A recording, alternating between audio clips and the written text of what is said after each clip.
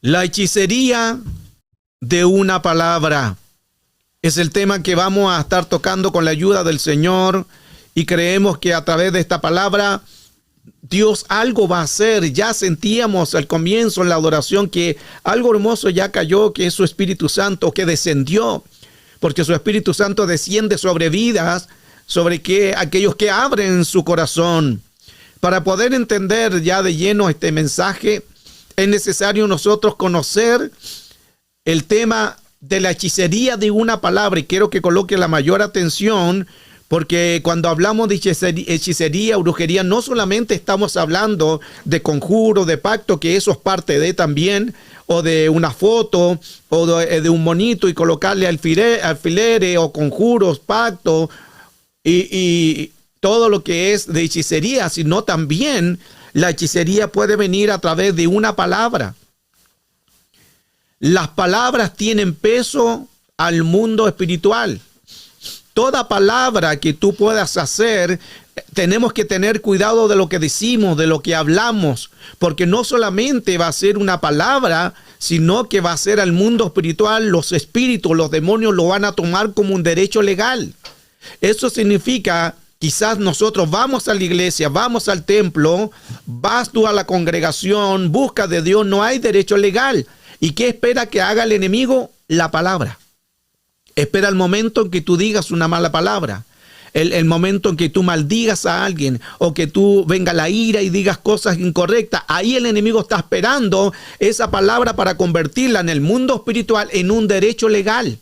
Y ese derecho legal, él va a tomarse ese argumento para ir en contra de nosotros. Por eso que hoy vamos a derribar todo argumento y toda palabra en que quizás el enemigo tenga un derecho legal. Por eso es que toda palabra que no se anula está activo al mundo espiritual. Elías y los profetas de Baal, una historia muy conocida, y aquí vamos a entrar a profundizar el tema de la hechicería de una palabra.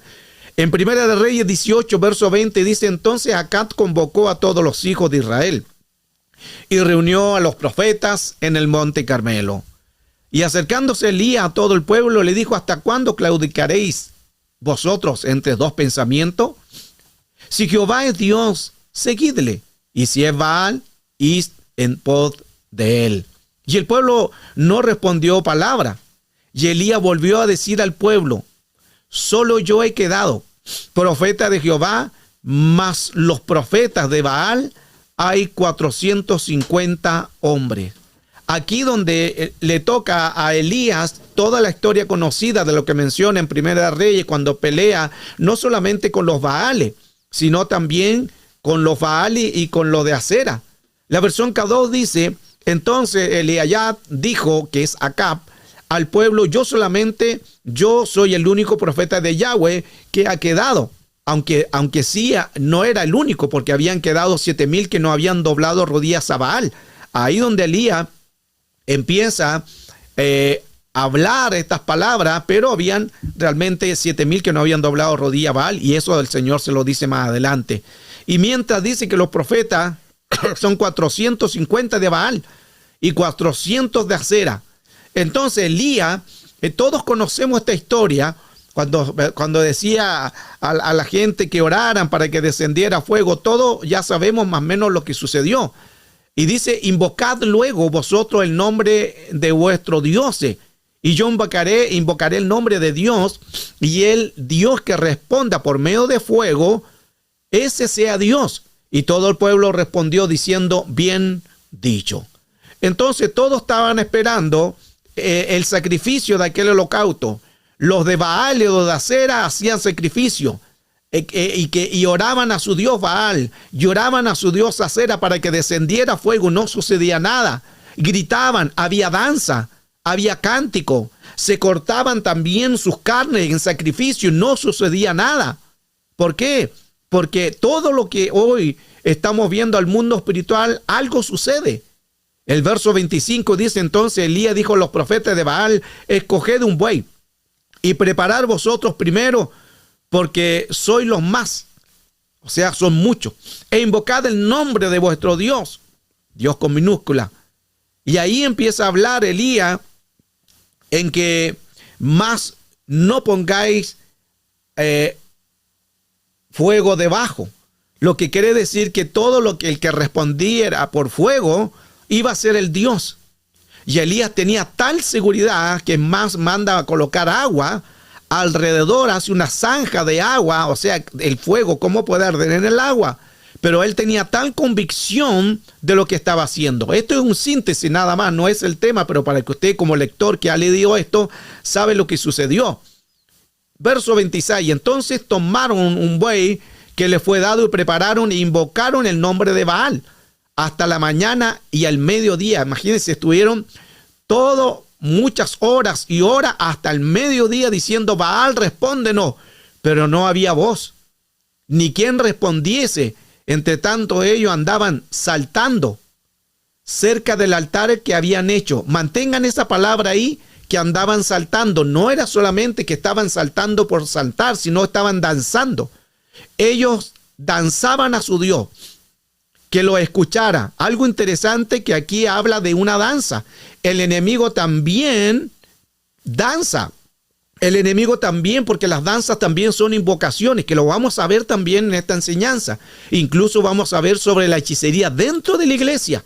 Así que manténgase conectado, porque luego al término de la enseñanza vamos a derribar altares de hechicería y de brujería.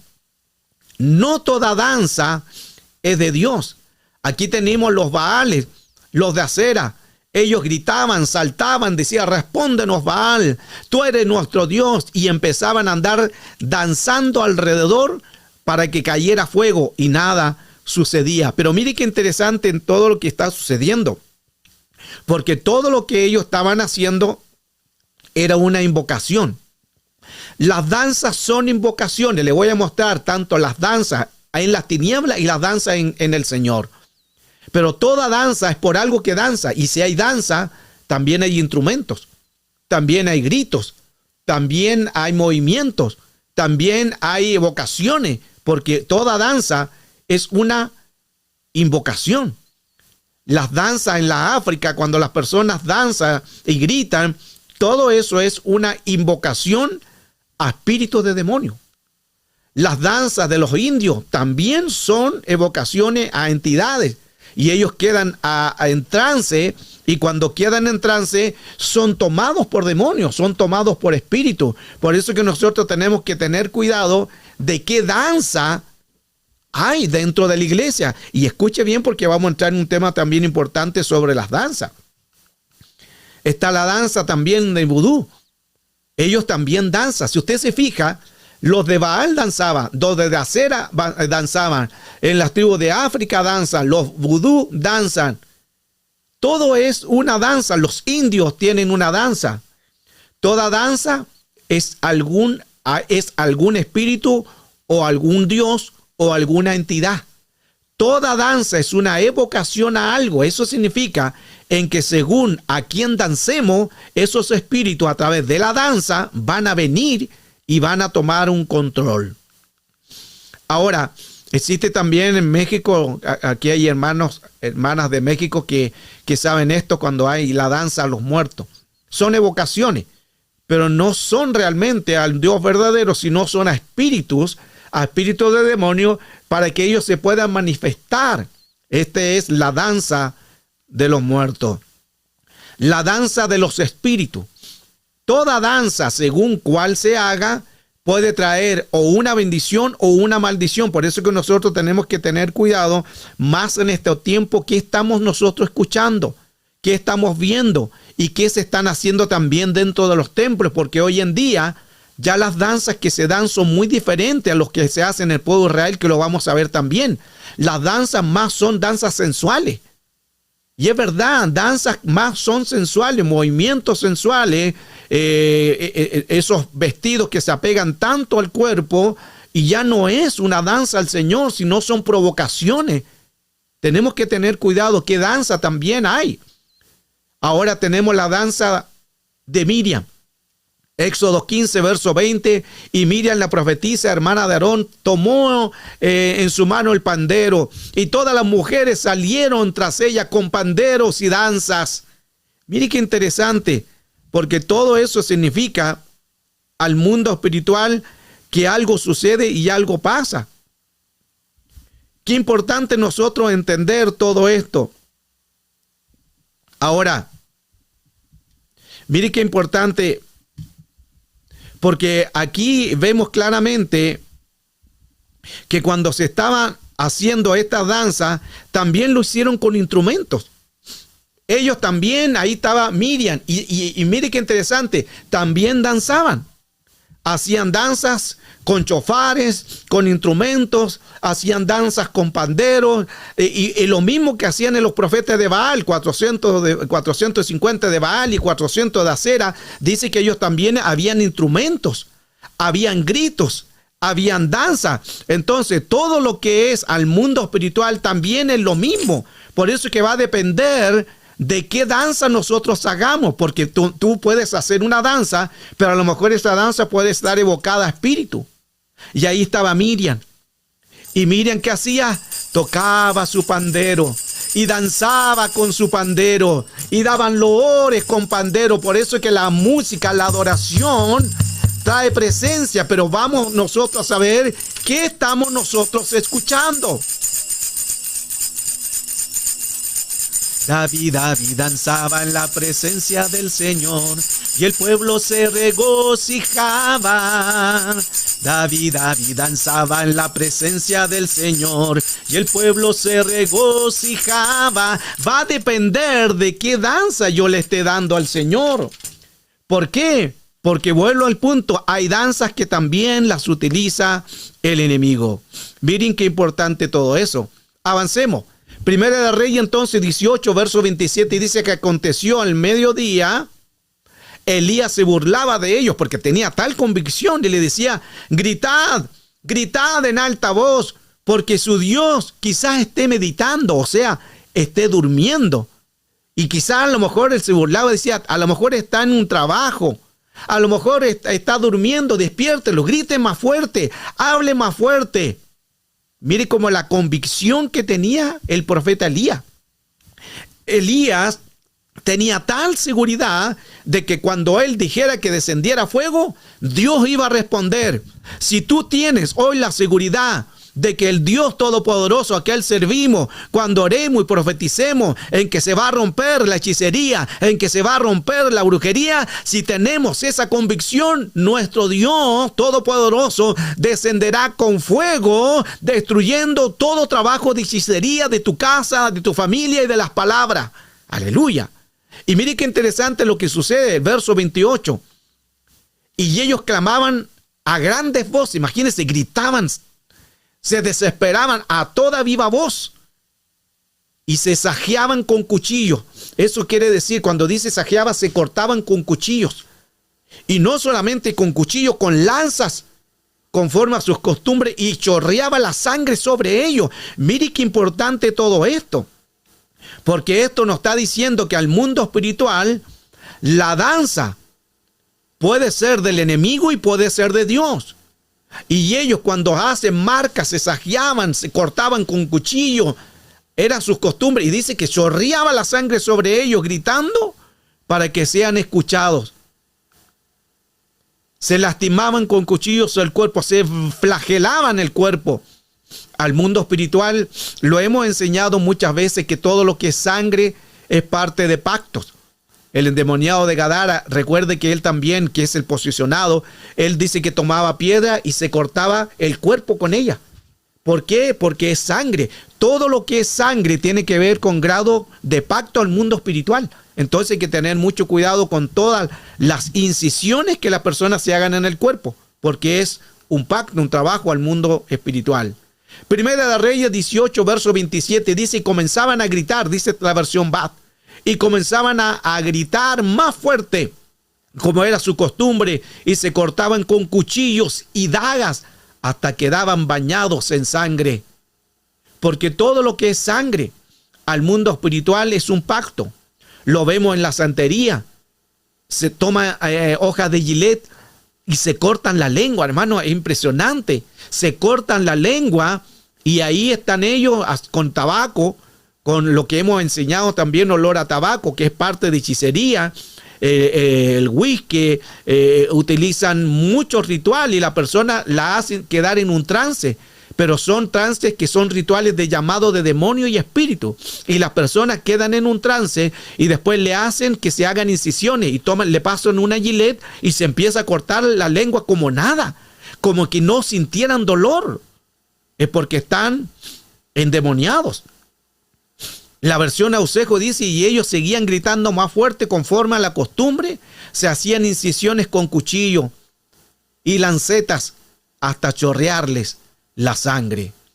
Al mundo espiritual, todo lo que tenga que ver con sangre, tenemos que cuidarnos. Ahora, usted dirá, gloria al Señor que yo ya llegué en Cristo, porque antes quizá yo estuve en la santería, antes yo estuve en el paganismo, antes yo hacía esto, participé, o fui solamente a ver estos ritos.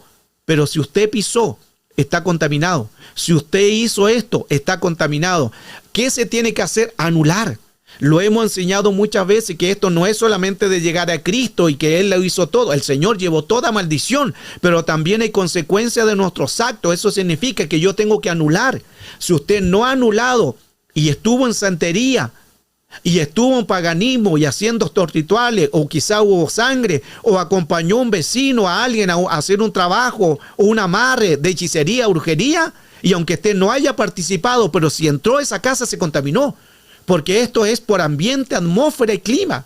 Entonces, por eso es que luego cuando terminemos la enseñanza, vamos a anular todas, principalmente las palabras de hechicería, que todavía no entro en el tema. Vamos para allá. Y también vamos a anular todos los pensamientos y todo llevarlo sujeto a la obediencia de Cristo y todo lo que se hizo incorrecto. A veces también le hacen, estos por lo general siempre se dan en algunos países, en que le hacen los rituales de sangre de paloma.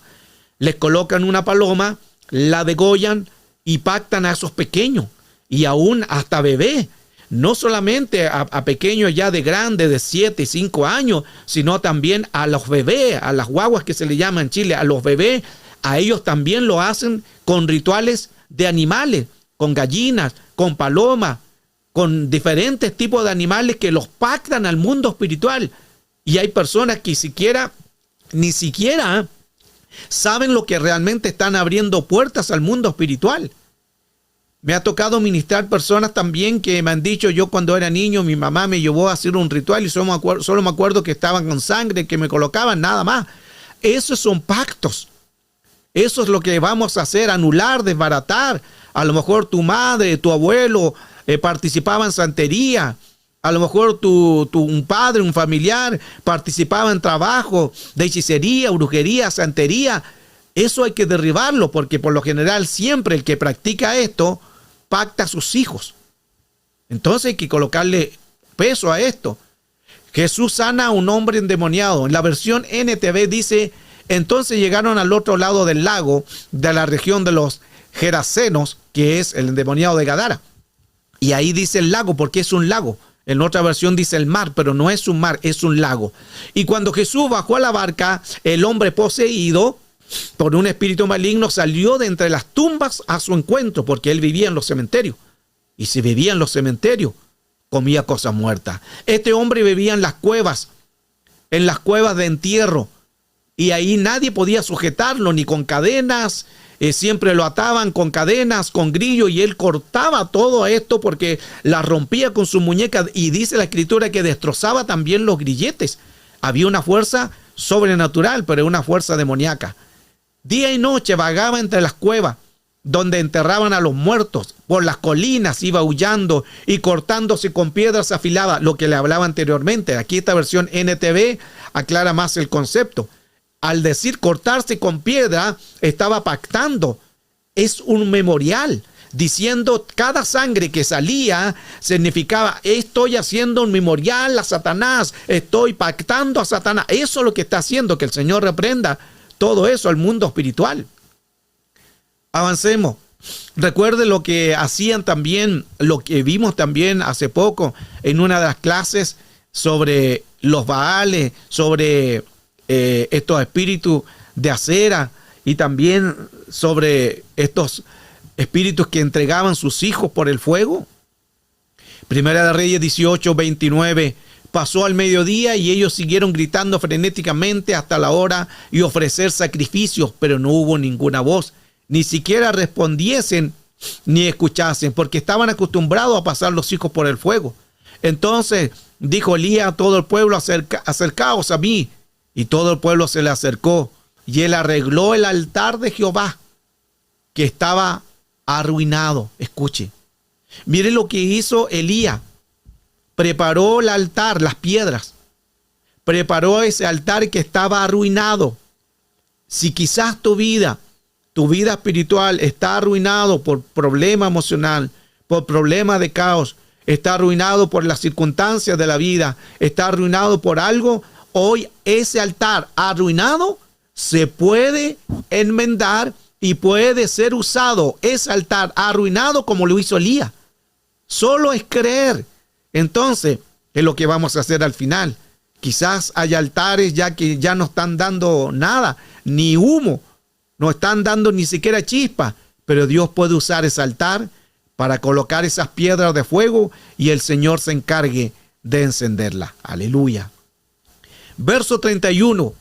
Y tomando Elías 12 piedras, conforme al número de las 12 tribus de Jacob, la cual han sido dadas a Jehová, diciendo: Israel será tu nombre. Y mire qué interesante que ahí ocupa las 12 piedras, que lo de los hijos de Jacob, que son las 12 tribus de Israel. El 12 es número de gobierno. 12 eligió sus discípulos. Entonces, cuando se toma 12 piedras, es una señal simbólica de un acto profético. En una de las clases, no me recuerdo en qué grupo o en qué país estaba dando esto también, y le decía que ustedes pueden hacer actos proféticos. Ahí entra la sal, el vino, el aceite, ahí entran muchas cosas de señales de pacto, y entran las piedras también. Entran las 5 piedras, que son los ministerios, y entran las 12 que son número de gobierno. Y usted puede colocar esto en señal a la puerta de su entrada, creyendo, santificar su vida, santificar su casa, colocar 12 piedras en la entrada. Recuerde que todo esto es bíblico. El enemigo lo ha usado para tergiversar, pero nosotros tenemos el poder. La Biblia aparece que se hacían actos proféticos con la harina, con la sal, con el agua, con piedra, con animales, con vino, con aceite. Todo eso se hacía delante de la presencia del Señor, pero hoy hay un tal desconocimiento en que se le da más lugar al enemigo, porque el enemigo está usando todo eso en ritos satánicos y brujería y hechicería. Pero si la iglesia tomara estos principios, que son principios de Dios, vería que algo va a suceder. Y si colocaras 5 piedras a las puertas de la entrada de tu negocio, de tu casa, o 12 piedras alrededor, y la ungieras con aceite y bendijeras ese lugar, 12 es un número de gobierno. Mire qué interesante lo que hoy también estamos aprendiendo en esto. Aleluya. El verso 32, y edificó con las piedras un altar en el nombre de Jehová. Después hizo una zanja alrededor de ella para que cupieran 2 medidas de grano. Y preparó ¿qué? La leña. Y luego cortó el buey en pedazos y lo puso sobre la leña. Y mire la convicción que tenía Elías en que no solamente hizo eso, sino que dijo: ahora llenen 4 cántaros de agua y derramarla sobre el holocausto y sobre la leña. Imagínense la convicción que tenía el profeta. ¿Qué fuego va a arder en agua? Por lo general no se da eso. Pero había una seguridad y una convicción que él dijo: llénenlo de agua. Y aquí trajeron 4 cántaros, no vasijas. En una de las clases mencioné también, cuando le mostraba las tinajas de agua, que ejemplo en las bodas de Caná de Galilea no dice que eran vasijas, eran cántaros, eran cántaros de agua que eran tinajas, no cántaros. O sea, eran realmente no algo pequeño, eran cántaros o tinajas. No eran algo un pequeño como una vasija. No solamente una vasija pequeña, eran cántaros. Y esos cántaros, esas tinajas que mencionan las bodas de Caná de Galilea, eran de menos 100 litros por cada tinaja. Entonces, dejaron toda esa agua derramar, y el profeta creyó que algo iba a suceder. Entonces, él dijo, respóndeme Jehová, respóndeme para que conozca que este pueblo, que tú, oh Jehová, y que tú vuelves a los corazones de ellos. Entonces cayó fuego del cielo y los consumió. Consumió el holocausto, consumió la leña, consumió las piedras y el polvo, y aún lamió el agua que estaba en la zanja. Mire el poder del Señor. Y esto lo podemos hacer porque esto es bíblico, de poder hacer altares, edificar altares. Las piedras siempre han representado altares a Jehová. El problema es que la gente no crea a los actos proféticos. Por esto que este tema es para gente de reino, gente que crea. Ahora, sigamos, ya vamos al tema de las palabras, pero estoy colocando argumentos.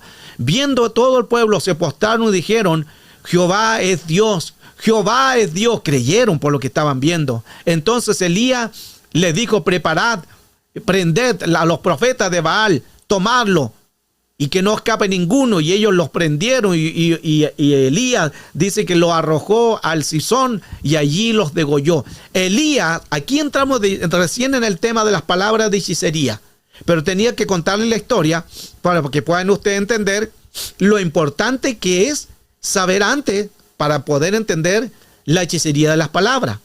Entonces dice que Elías tomó a los 450 de Baal y 400 de Acera y los persiguió y dándole muerte, degollándolo con su espada. Elías tenía, imagínense, matar a 450 de Baal y 400 de Acera junto con los demás. Mataron a toda esta cantidad de gente. Es impresionante lo que hizo, y mueren los de Baal y mueren los de Acera. Y Elías, aquí entra el problema. En Primera de Reyes 19, verso 1, Elías huye de Jezabel. Elías entonces dice que después que Acab va donde Jezabel, le da la noticia de lo que había hecho Elías y lo que había sucedido, que habían muerto todos sus profetas de Baal y de Acera. Verso 2, entonces envió Jezabel a Elías un mensajero. Mantengan aquí la palabra. Elías, después de haber derrotado todo esto, se enoja a Jezabel, que el Señor reprenda, porque Jezabel no es un demonio, es un grado de potestad, porque es nombre propio, que lo hemos enseñado en otras clases. Y Elías enviaron a Elías un mensajero.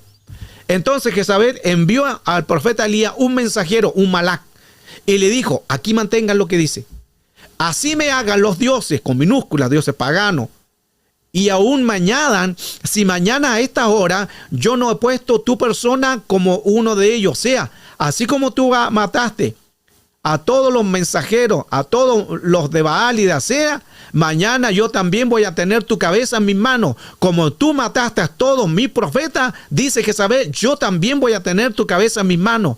Versión Ausejo dice, si mañana a estas horas no hago contigo igual, que sea cada uno de aquellos.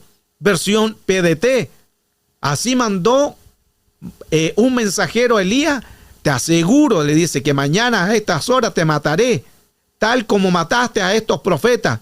Y empieza a darle una palabra de maldición. Y mire lo que dice la versión RBC. Jezabel mandó a un mensajero, que es un malach, mensajero, a Elías, y le dijo, que los dioses me castiguen, y aún si mañana a esta misma hora no te he cortado la cabeza, como hiciste tú a los profetas de Baal.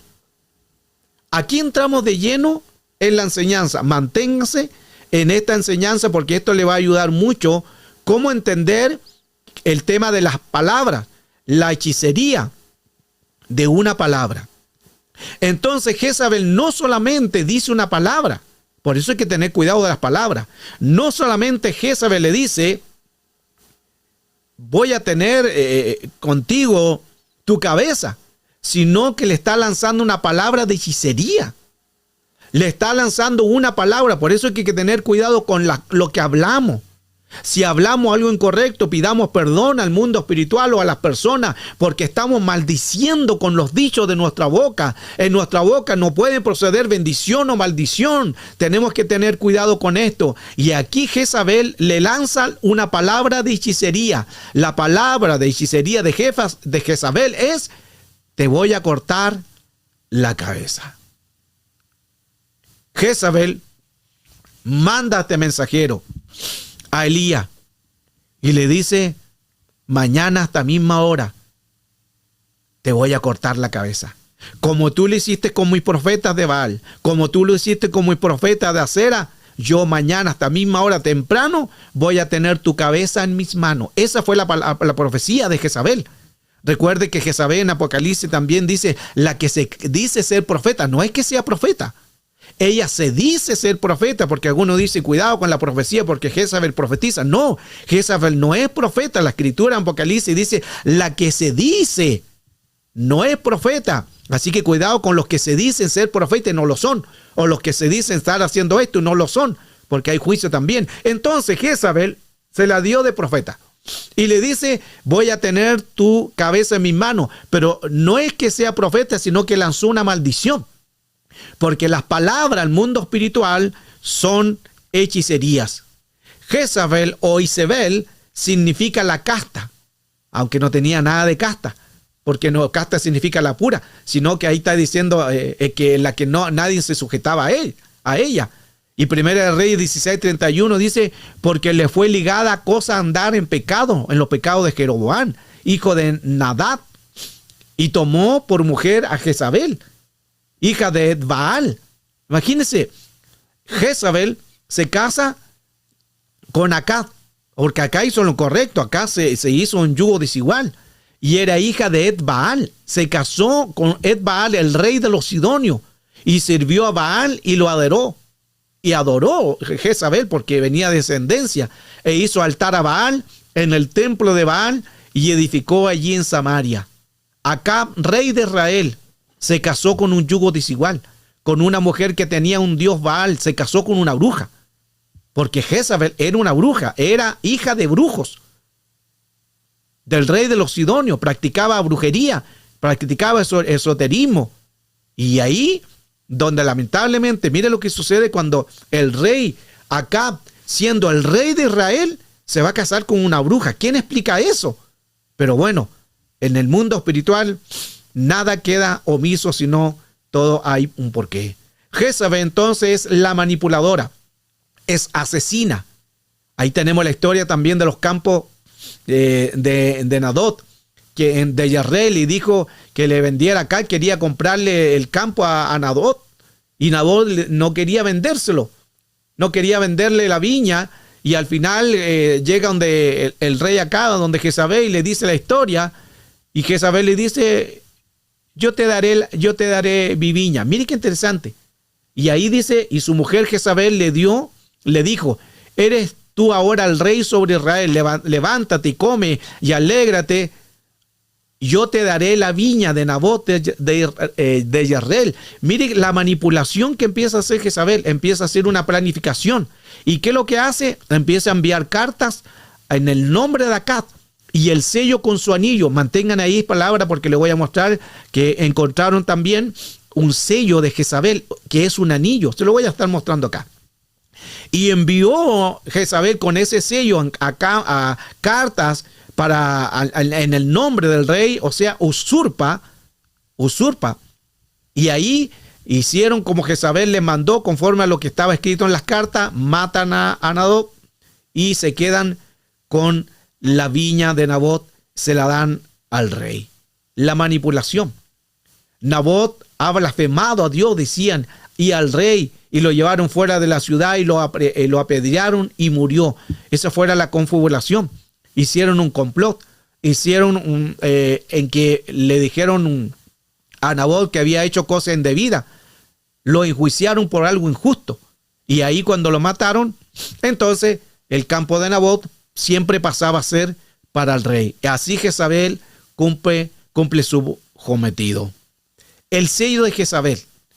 Entonces ella escribió cartas al nombre de Acab, a las cartas con el sello del rey Acab. Pero mire qué interesante, escuche esto, que las escrituras presentan a Jezabel como la reina que manejaba los hilos del gobierno de Israel en la sombra, y afirman incluso que utilizó el sello de su marido, de Acab, y débil, influenciable el rey Acab para lograr los objetivos. No obstante, la soberana también pudo haber firmado sus órdenes con un sello propio. Mire qué interesante todo esto, porque ella también utilizaba un anillo.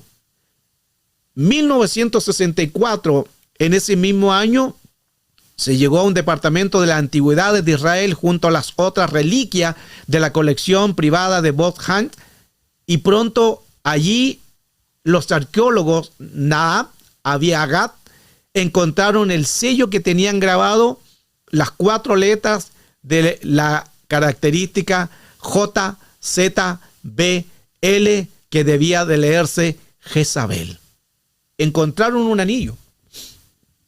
Y estos anillos, cuando se le hacen todo lo que es el área de los arqueólogos, empiezan a ver que en esas letras estaban representadas 4 letras. Y ahí donde se descubre el sello o el anillo de Jezabel. Aquí más o menos tenemos un anillo que fue encontrado, y en las escrituras, en los grabados que aquí podemos ver claramente muchas cosas que pasan también al mundo espiritual, que hay un halcón, hay flor de loto, hay cobras, hay letras, hay esfinge, hay espacios rotos, disco solar alado. Todo nos está hablando el mundo espiritual, porque algo sucede en que todas estas grabaciones son producto de lo que hacía Jezabel. Jezabel quería influenciar, tenía su edicto. Jezabel, grado de potestad, puede usar al mundo espiritual. Estas marcas son edictos en tu contra.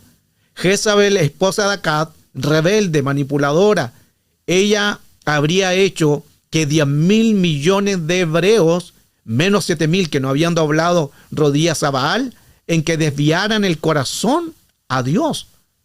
Todo esto lo hizo esta potestad de Jezabel cuando estaba aquí en la tierra como mujer física, pero estaba influenciada por una potestad. Y 10,000 millones de hebreos le desvió su corazón. Entonces era una mujer que era muy manipuladora. Ahora vamos entonces a la enseñanza de lo que pasa con Elías. Elías, después que sale huyendo de una mujer, se metió en una cueva donde pasó la noche, y vino una palabra de Jehová, al cual le dijo: ¿qué haces aquí, Elías?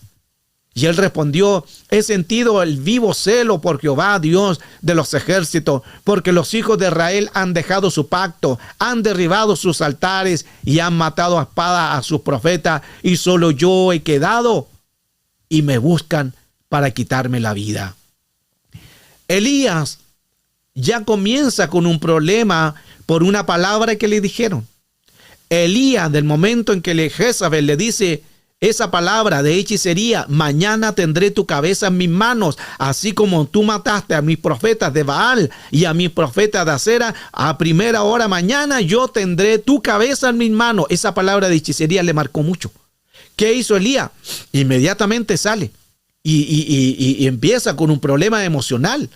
Y él dice: he quedado yo, solo he quedado yo. Todos los profetas muertos. Y el Señor le dice: no has quedado tú. Hay 7,000 rodillas que no han doblado rodillas a Baal. Pero no lo entendió Elías. Y por segunda vez Elías dice: y han matado a espada a tus profetas, y solo yo he quedado, y buscan mi vida para matarme. Por segunda vez, nuevamente el Señor le dice: no es así, porque hay 7,000 que no han doblado rodillas a Baal. Lo que quiere decir en que Elías empieza con una palabra tal confusión en sus emociones, tal confusión en su espíritu, que no empieza a discernir lo que Dios le estaba hablando. 2 veces tiene que decirle el Señor: no, hay 7,000 que no han doblado su rodilla a Baal. Pero la influencia demoníaca de Jezabel le hizo perder en los sentidos, en que él pensaba que era el único que estaba vivo. Y ahí le dice: yo haré que queden en Israel 7,000 cuyas rodillas no han doblado ante Baal y cuyas bocas no lo besaron, al decir que no han besado a Baal, que no lo han seguido, que no lo han adorado. Pero Elías, como estaba con un problema emocional, producto de esto, empieza el caos. Los sellos de Jezabel entonces podrían ser usados para marcar lugares, personas, objetos, cartas, ropas, comidas, ambientes, territorios o palabras o fotos. Todo lo que tiene que hacer el enemigo es tomar una palabra. Si el enemigo logra ver una palabra que tú soltaste, el enemigo va a usar esa palabra en tu contra. ¿Por qué? Porque el enemigo copia todo lo de Dios. Dice en 2 de Corintios 1, verso 21, y el que nos confirma con vosotros en Cristo, el que nos unió es Dios, el cual también nos selló. Y mire que ahí utiliza nos selló Dios mediante las arras del Espíritu en nuestros corazones. Lo que quiere decir, como el enemigo copia todo, él también utiliza sellos. Jezabel utiliza sellos. Satanás, los demonios, los espíritus mundos utilizan sellos. Utilizan también la mesa de los demonios, los acuerdos. Utilizan los pactos, utilizan los votos, utilizan la hechicería, la brujería. Todo eso son sellos al mundo espiritual. Cuando dice las arras, quiere decir de anticipo una garantía. Es un precio muy alto. Eso es lo que quiere decir que Cristo pasó o dio ese precio alto por cada uno de nosotros. La hechicería en la iglesia. Estamos colocando base para ya llegar al final de la hechicería de las palabras, pero tenemos que entender que aún en la hechicería existe dentro de la iglesia. Y usted era pastor, hechicería dentro de la iglesia, se lo voy a mostrar con Biblia. Hechicería del griego es la palabra parmakeia. Y parmakeia tiene que ver con drogas, con fármacos, con artes, con magia, conectados con la idolatría. Ahora, todo lo que es farmakeia significa farmacia. Y que hay en una farmacia, hay droga. Y muchos son dependientes, se hacen dependientes de fármacos. Por eso que cuando aquí hablamos de hechicería, recuerde que anteriormente veíamos que esa palabra hechicería del griego es la palabra farmakeia. ¿Y qué es farmakeia? Farmacia. Interesante esto. No estoy diciendo que usted no vaya a comprar su medicamento a la farmacia, no. Pero estoy hablando que al mundo espiritual hay fármacos que lo hacen dependiente. Y todo fármaco en síntesis es droga. Entonces, todo esto al mundo espiritual es lo que hace el enemigo, haciéndolo dependiente o dependiendo de algo para que pueda quedar atado. Porque hay muchos tipos de hechicería. Hay hechicería en la política. Hay hechicería en los reinos de las tinieblas. Hay hechicería en las regiones. Hay hechicería en los objetos, que son los anatemas. Hay hechicería también en la comida. Hay hechicería en las drogas. Hay hechicería también en la iglesia, que lo vamos a analizar ahora. La hechicería en la iglesia, uno puede exhortar a una persona, puede aconsejar, pero no puede manipular. No se puede manipular a las personas. La manipulación se utiliza mucho en la brujería y la hechicería. Un hombre puede manipular a su esposa, hechicería. Una esposa puede manipular a su esposo, hechicería. Un ministro puede manipular a la iglesia, hechicería. No tendría que hacerse eso. Por eso es que es importante en que no se puede manipular esto. Es como dicen también, manipular muchas cosas. Tenemos que tener cuidado con esto. Vamos a las bases bíblicas también de esto. Las palabras hechizan. Pablo llega a la iglesia de Galacia. Y cuando llegan a la iglesia de Galacia, que es los Gálatas, él deja un ministro, deja un pastor, le enseña, le da la palabra, le da toda la instrucción y él se va a hacer la obra misionera. Como era apóstol, iba de ciudad en ciudad haciendo iglesia. Entonces Pablo decide regresar nuevamente a Galacia a ver cómo estaban ellos. Y cuando los ve a ellos nuevamente, le dice: oh Gálatas insensatos, ¿quién os fascinó para no obedecer? Lo que pasa es que ahí que el que dejó a cargo, alguien entró con palabra, y esa palabra le hizo cambiar todo lo que había enseñado Pablo. Y Pablo con la autoridad le dice: oh Gálatas insensato. Por eso que ahí lo exhorta duramente y le dice: yo les traía vianda, pero tengo que darles leche nuevamente porque ustedes son carnales. Y ahí entra la obra de la carne en Gálatas capítulo 5, que no voy a pasar lista. Pero comienza todo un caos. Y eso es a la iglesia de Galacia. Entonces, mire lo que dice en esa versión: ¿quién nos fascinó? La otra versión, BBL, dice: ¿quién nos hechizó? La versión Dios habla hoy: ¿quién nos embrujó? La versión VPD: ¿quién os ha seducido? La versión NT dice, ¿quién os encantó? Y la versión BLA, ¿quién os hipnotizó? Y aquí ya entramos de lleno al tema las palabras. Porque las palabras al mundo espiritual son hechicería. Por eso cuidado con una palabra. Si usted dijo una palabra, pida perdón. Si usted dijo una palabra a un hijo, a una hija, a un esposo, a un amigo y lanzó mala palabra, anúlela, vaya a pedir perdón y anule esa palabra. Porque lo que usted dice se va a convertir en una realidad. El mundo espiritual solo está esperando que tú digas una palabra. Porque vas a la iglesia, busca de Dios, está fluyendo en el don, gloria a Dios. ¿Y qué hace el enemigo esperando? Y él no se molesta con eso. Envía a sus demonios, a los espíritus mundos, los vigía, a los escribanos, lo envía y pueden estar tiempo ahí esperando. Cuando tú digas una mala palabra, lo toman como derecho legal y luego va a venir la acusación y ahí viene el argumento que ellos van a usar en tu contra. Por eso es que tienen que tener cuidado qué le dice a tus hijos. A veces los padres dicen que tú no, y a lo mejor al hijo le cuesta estudiar.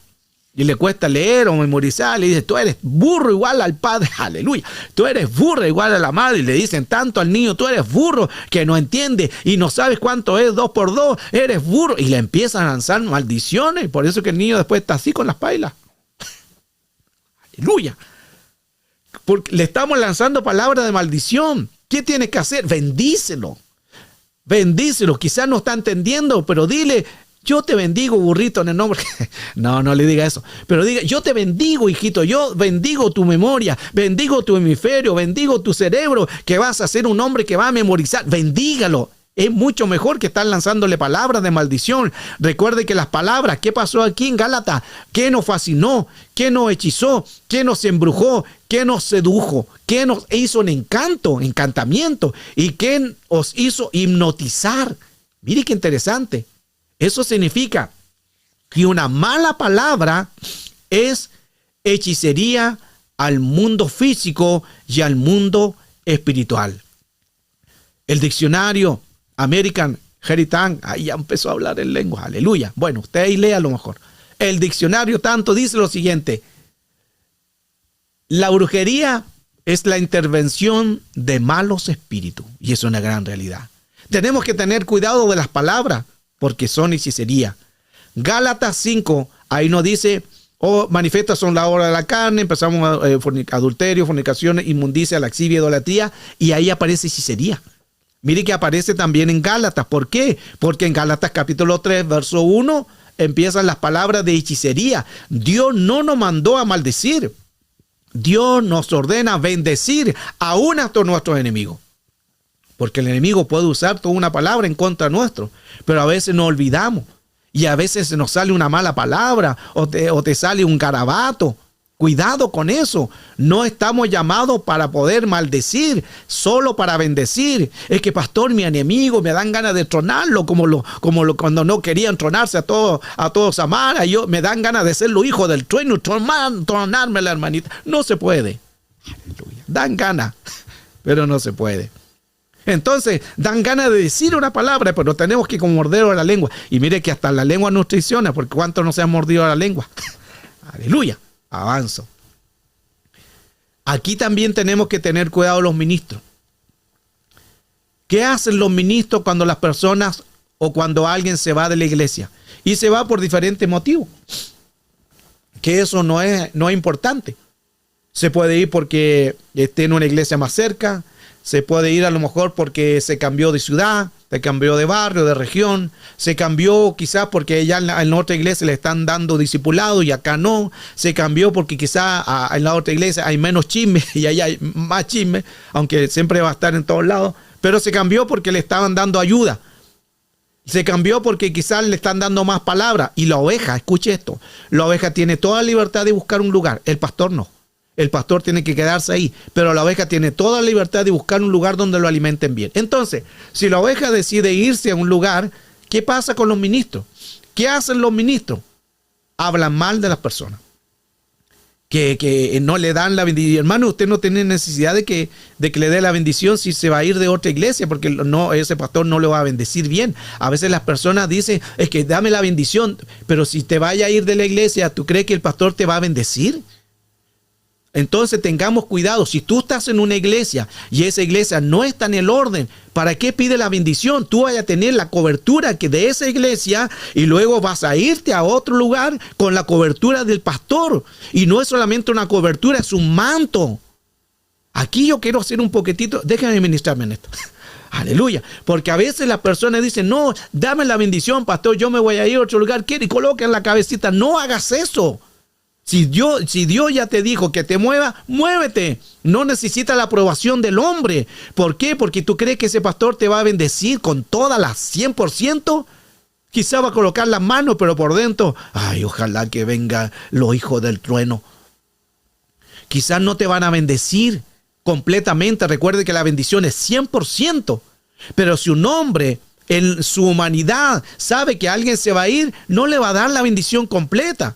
Eso es una mentira, así que no caiga en eso. Si Dios te dijo que te mueva a otro lugar y Dios te está hablando, o por último, porque está más cerca de tu iglesia, de tu casa, o ahí está siendo de bendición, muévete. O si la otra iglesia no te están edificando, no te están dando palabra, o hay adulteración en la palabra, muévete, pero no pidas la bendición. No caigas en esa manipulación, hechicería, manipulación del diablo. Ya me ministré. Aleluya. Avanza. ¿Por qué? Mire lo que dice Santiago 4, verso 1. ¿De dónde viene la guerra? Los pleitos. ¿No es acaso de vosotros mismos que combaten en vuestros miembros? Porque ahí está la lengua. Y la lengua es un miembro que no tiene hueso. Imagínense si tuviera hueso. Y es tan fácil que se mueva. Entonces tenemos que cuidarnos de lo que hablamos, de lo que decimos.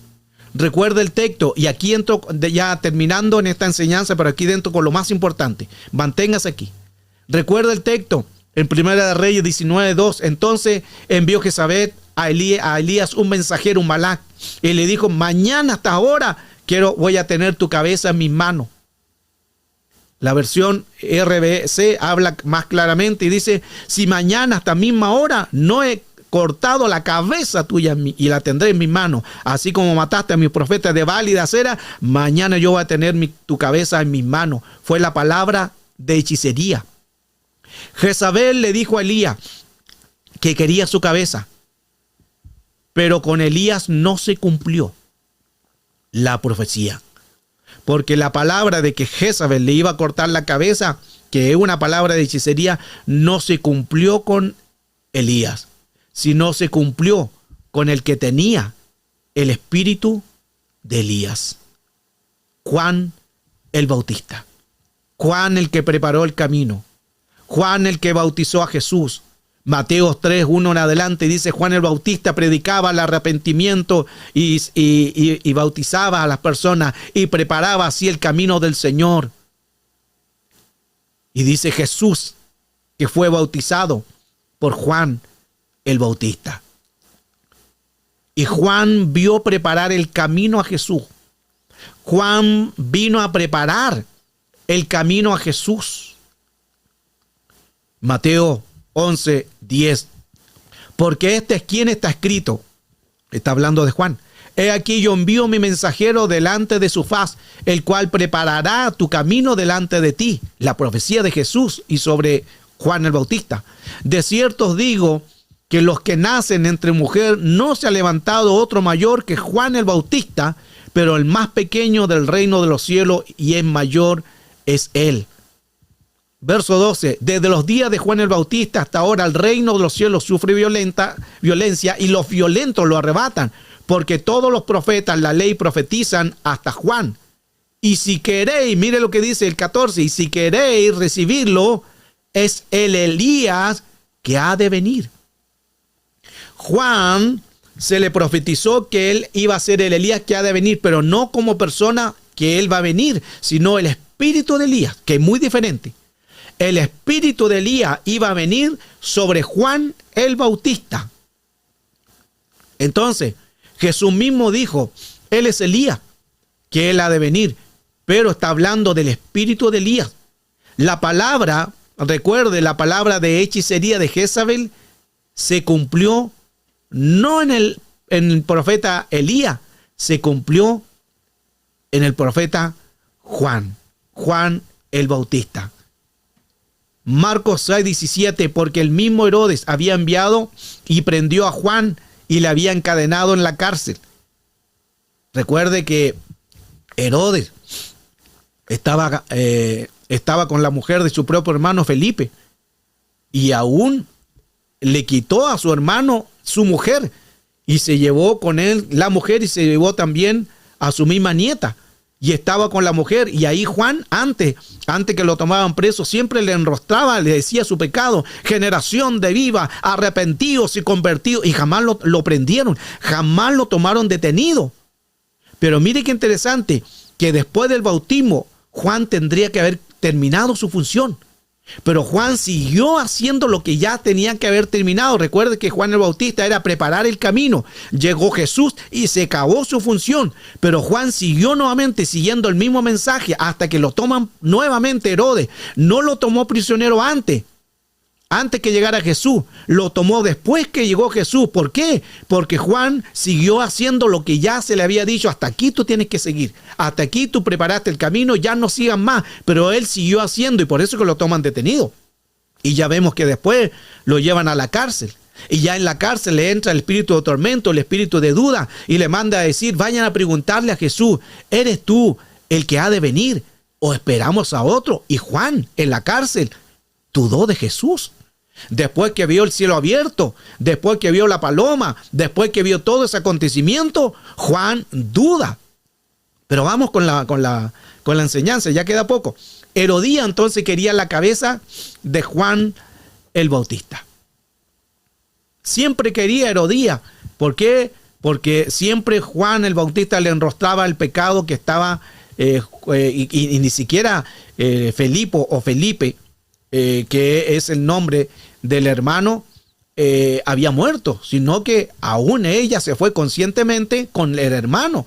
Y un caso grave también, más encima, aquel hombre quería tener relaciones con su propia nieta. Marcos 6:18, porque Juan decía a Herodes: no te es lícito tener la mujer de tu hermano. Pero Herodías se le acechaba y deseaba matarle. Hasta ahí no podía hacerlo. Hasta que ya pasa lo siguiente: pero vino un día oportuno de Herodes, en la fiesta de su cumpleaños. Daba una cena a los príncipes y tributo a los principales de Galilea. Entrando la hija de Herodías danzó y agradó a Herodes y a los que estaban con él. Y junto a bien ahí los que estaban en su mesa. Y la muchacha, hermano, empieza a danzar. Y Herodes se volvió loco.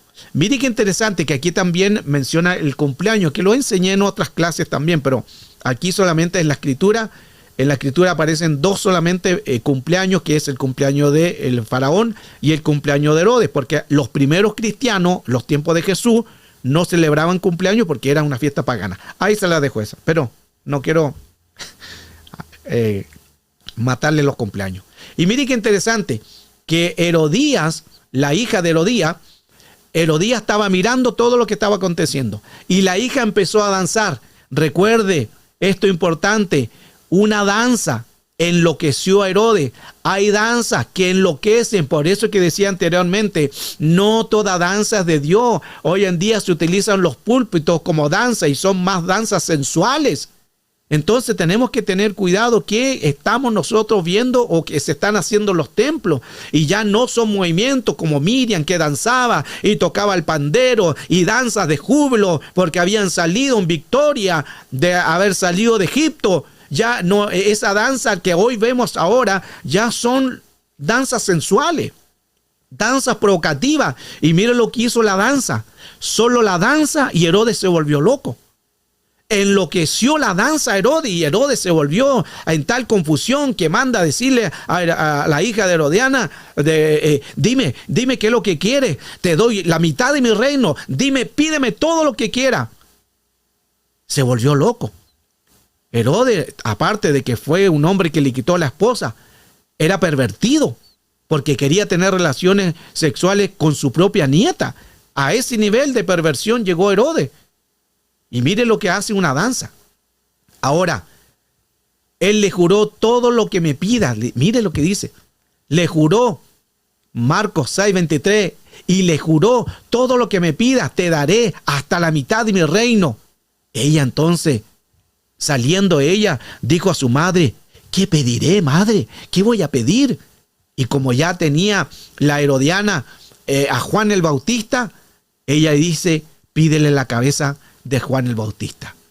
Y ahí termina la historia de Juan el Bautista. Pero mire qué interesante, que lo que se le profetizó Jezabel de matar a Elías no se cumplió con él, sino se cumplió con el espíritu de Elías que estaba en Juan el Bautista. Y Juan el Bautista fue que le pidieron la cabeza.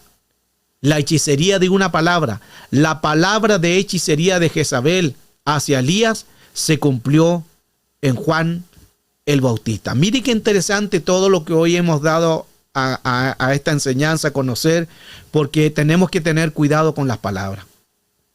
Tenemos que tener cuidado con lo que decimos. A veces, recuerde que la Escritura dice: de toda palabra ociosa o necia vamos a dar cuenta también. Entonces, cuidémonos de lo que decimos. La hechicería de una palabra. Los enemigos siempre trabajan con una información, con generacional, ancestral, familiar, ADN, genes, sangre, por los pecados de sangre. El enemigo siempre va a tratar de entrar a través de una palabra, quizá en una palabra, porque estos son maldiciones. Todas las genéticas de un pasado son maldiciones generacionales y quizás no nos hemos dado cuenta, pero pueden haber maldiciones generacionales. ¿Qué tenemos que hacer? Renunciar. ¿Y cómo se renuncia? Solo una palabra puede derribar otra palabra. Solo una palabra profética puede anular una palabra de ataduras al mundo espiritual. Puede anular una palabra en contra de tu vida, porque todo comienzo es una transferencia de espíritu que luego va a pasar a un vínculo, que es una cárcel, que es la palabra masoret. Entonces, ¿qué se tiene que hacer? Si nosotros sabemos de alguien que está haciendo un daño, lo vamos a anular. Y aunque no lo sepamos, el poder de Cristo puede venir. ¿Y qué vamos a hacer? Derribar. Y vamos a usar este texto, así que prepárese para poder derribar todos los argumentos que tenga el enemigo.